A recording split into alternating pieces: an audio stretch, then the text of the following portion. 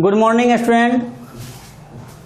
आज मैं आप लोगों को सामाजिक जीवन परिचय में वर्ग 4 के आप हैं और आपका पार्ट ये 4 है। इसका वीडियो का पहला भाग हम आपको बताने जा रहे हैं। इसमें बहुत ही महत्वपूर्ण चीज जो आज मैं आपको बताने जा रहा हूं, आप समझने की कोशिश करेंगे। सबसे पहले आप पढ़ने में पढ़ते होंगे, पहाड़ है, पठार है, मैदान है, घाट है, नदी है, ये सब पढ़ते होंगे।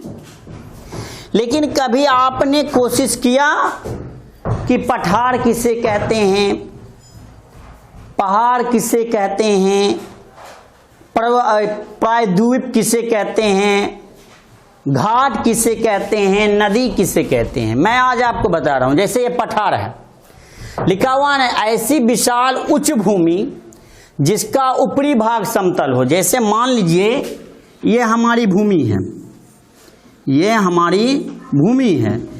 इस भूमि से एकदम ऊपर उठा हुआ भाग उठ गया और ऊपर वाला भाग क्या हो गया?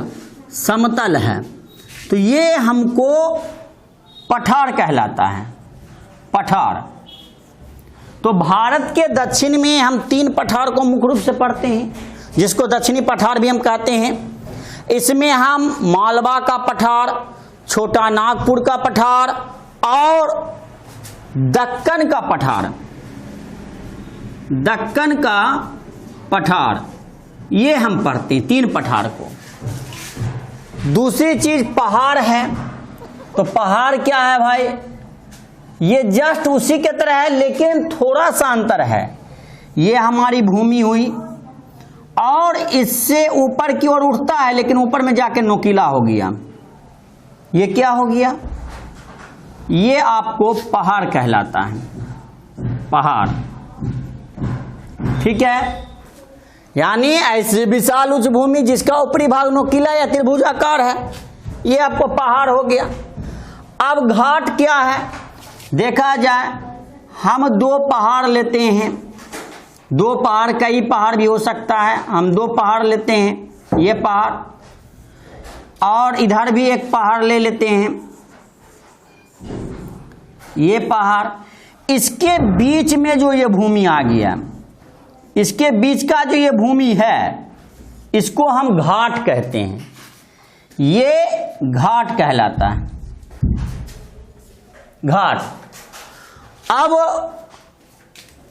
प्रायद्वीप क्या है? जैसे 3 तरफ से समुद्र है। अपना भारत जो है, ये देख रहे हैं हम लोगों का भारत, इधर से लेकर इधर तक, ये भाग से लेकर ये भाग तक क्या है कि इधर बंगाल की खाड़ी है, बंगाल की खाड़ी। इधर क्या है? दक्षिण में हिंद महासागर, हिंद महासागर। और इधर क्या है? अरब सागर, अरब सागर। तो आप देख रहे हैं कि भारत 3 तरफ से किससे घिरा हुआ है? भारत 3 तरफ से पानी से घिरा हुआ है। तो ये प्रायद्वीप कहलाता है। तो क्लियर हो गया, पठार क्या है, पहाड़ क्या है, घाट क्या है, प्रायद्वीप क्या है, ये समझ गए। अब हम लोग चलते हैं भारत के दक्षिणी पठार को पढ़ने। दक्षिणी पठार को, भारत के दक्षिणी पठार को 3 भाग में बांटा है। पहला है मालवा, मालवा पठार। दूसरा है छोटा नागपुर पठार।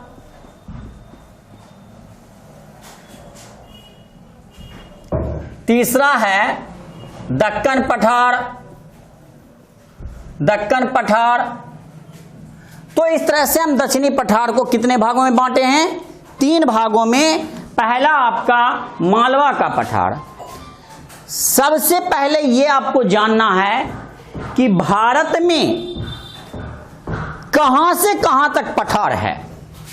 हम लोग भारत का उत्तर मैदान पढ़े थे, ये उत्तरी मैदान, और भारत के उत्तरी मैदान का ठीक मध्य भाग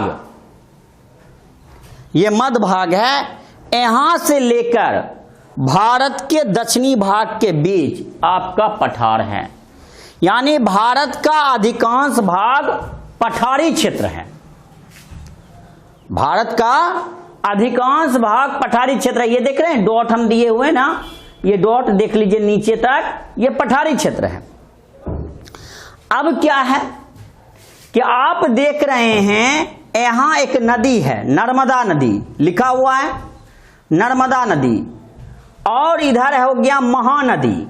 नर्मदा नदी अरब सागर में जाके गिरती है, गुजरात होते हुए नर्मदा और ताप्ती अरब सागर में। महानदी जो है उड़ीसा होते हुए बंगाल की खाड़ी में गिरती है। तो नर्मदा नदी, महानदी, ये दोनों नदी मिलकर पठार को दो भाग में बांट दिया। एक भाग हो गया छोटा नागपुर पठार, जो उच्च भूमि कहलाया। देखिए है ना यहाँ उच्च भूमि, ये छोटा नागपुर पठार और मालवा पठार। और एक भाग जो विशाल भाग है नीचे नर्मदा महानदी के नीचे, ये दक्कन पठार हो गया। तो दक्कन पठार के बीच गोदावरी, कृष्णा, कावेरी, ये सब नदियां बहती है।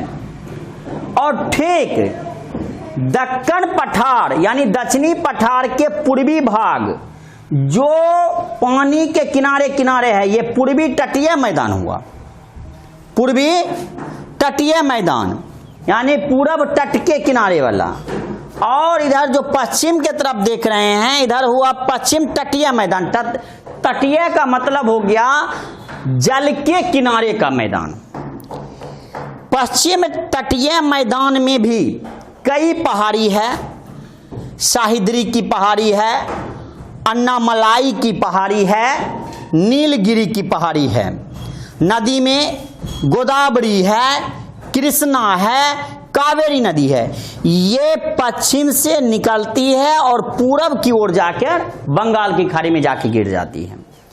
जबकि हम पूर्वी तटीय मैदान को देखते हैं जो बंगाल की खाड़ी के पास है।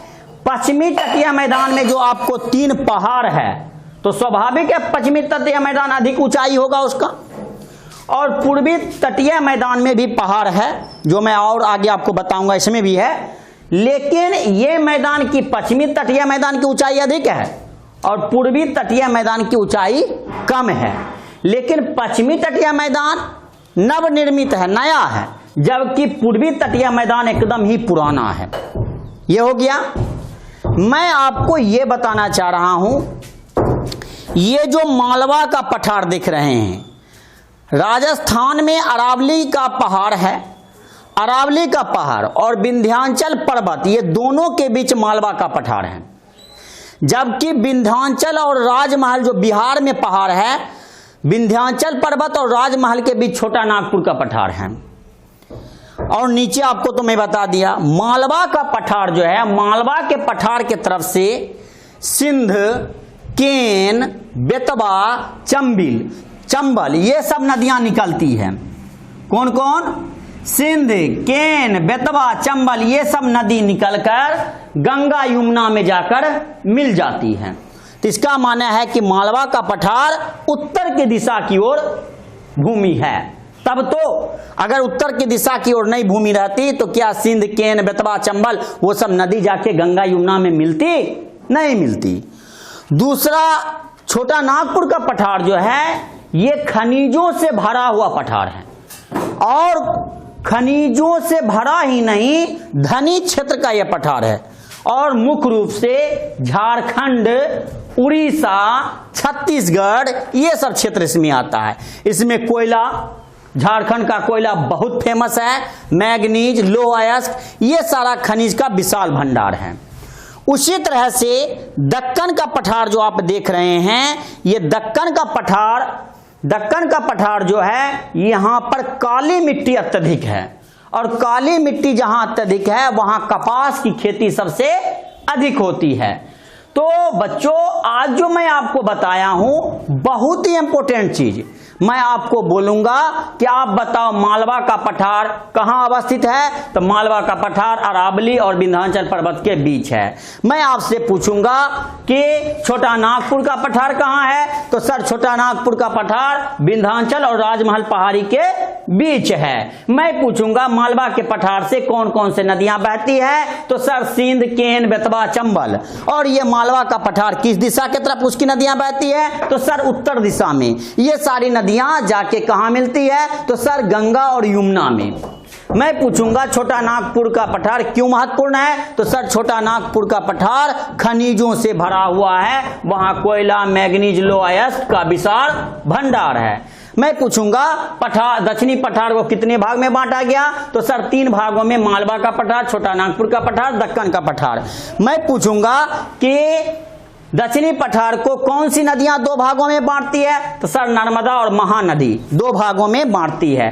नर्मदा नदी के कारण एक भाग जो उच्च भूमि हो गया मालवा का पठार और छोटा नागपुर का पठार, जबकि निम्न भूमि जो नीचे हो गया वो दक्कन का पठार है। मैं पूछूंगा कि दक्कन के पठार के पास जो नदियां हैं वो कौन कौन सी नदी है, तो सर वो नदी है गोदावरी, कृष्णा, कावेरी नदी है। देखिए गोदावरी नदी है ना, मुंबई के पास से जाती है, कृष्णा, कावेरी, ये गोदावरी। कावेरी तो तमिलनाडु के पास, ये केरल के पास। कहेंगे पश्चिमी तटीय मैदान में कौन कौन सा पहाड़ है, तो सर सह्याद्री है, अन्नामलाई है, नीलगिरी है। हम बोलेंगे कि पूर्वी तटीय मैदान और पश्चिमी तटीय मैदान में क्या अंतर है, तो पूर्वी तटीय मैदान अधिक ऊंचा है, पश्चिमी तटीय मैदान की ऊंचाई अधिक है और पूर्वी तटीय मैदान की ऊंचाई कम है। पश्चिमी तटीय मैदान जो है वो नवनिर्मित है, जबकि पूर्वी तटीय मैदान बहुत ही पुराना है। पश्चिमी तटीय मैदान जो है से सह्याद्री, अन्नामलाई, नीलगिरी की पहाड़ी है, और पूर्वी तटीय मैदान में भी मैं आपको पहाड़ी का नाम बता रहा हूं। तो इस तरह से उसके बाद मैं आपसे पूछूंगा कि आप बताओ बच्चों पठार किसे कहते हैं, पहाड़ किसे कहते हैं, घाट किसे कहते हैं, प्रायद्वीप किसे कहते हैं, तो आप बता सकते हो। मैं पूछूंगा कि बच्चों ये बताओ कि भारत का दक्षिणी पठार कहां से कहां तक, तो सर भारत का दक्षिणी पठार उत्तरी मैदान का मध्य भूमि से लेकर दक्षिण भाग तक पूरा भारत का दक्षिणी पठार है। भारत का अधिकांश भाग क्या है, दक्षिणी पठारों से घिरा हुआ है। तो इस तरह से हम देखते हैं पठार के बारे में। आगे जो मैं आपको बताऊंगा तो पठार, हर पठार का अलग अलग जीवन के बारे में उसकी विस्तृत चर्चा करेंगे। आज के वीडियो में हम इतना ही, आप इसको याद करके लाएंगे, ये तो जरूर मैप कर लेंगे। जिस तरह से मैं बताऊं जरूर इसको मैपिंग यानी कि ड्रॉ करेंगे अपने पेज पर और उसे आप व्हाट्सएप ग्रुप पर शेयर करेंगे। मैं बार बार इस चीज को दोहराते रहता हूं। तो आज के वीडियो के लिए बच्चों इतना ही, कल फिर मिलेंगे, तब तक के लिए धन्यवाद।